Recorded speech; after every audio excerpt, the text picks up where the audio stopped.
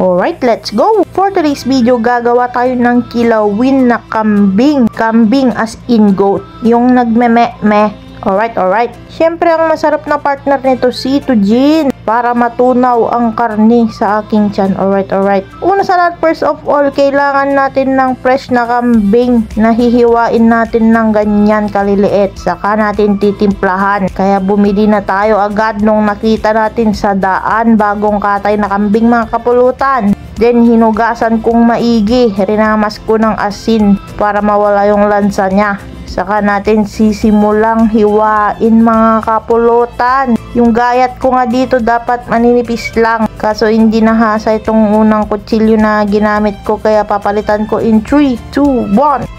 Yun o. Yan na, maninipis na, mga kapulutan. Kung kaya nyo pang mas manipis, pwede naman. At hindi ganyan kalalaki yan, mga kapulutan. Hatiin natin sa gitna. At kung mas maliit pa yung gusto nyo, bahala na kayo kung anong gusto nyong hiwa. Yung iba mas maliliit pa yung ginagawa. Pero ako, mas gusto ko yung ganitong size. Linagay na natin sa ating mangkok. Kasi titimplahan na natin yan ng luya, pang alis lansa.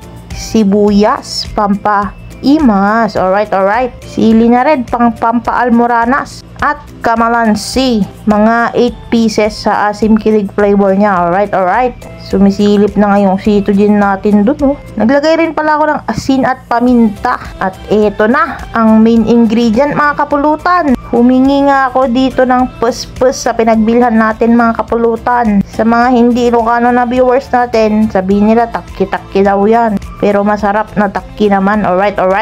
Naglagay rin ako ng suka, saka ako na rinamas-ramas. Huwag kayong mag-alala. Naghugas naman ako ng aking kamay. Tapos nag-CR ulit. Char! Daon ng sibuyas. Pang garnish. Alright.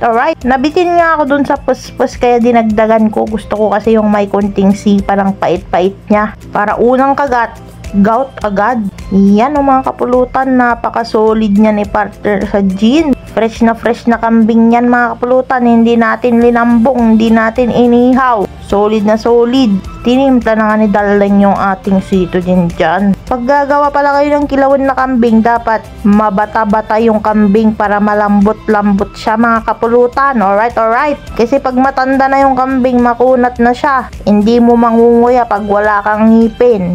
Payong kaibigan lang. Alright. Tinagay ko na nga yung alak kasi excited na akong tikman ang kilawin na kambing na gawa ni pulutan ng ina mo.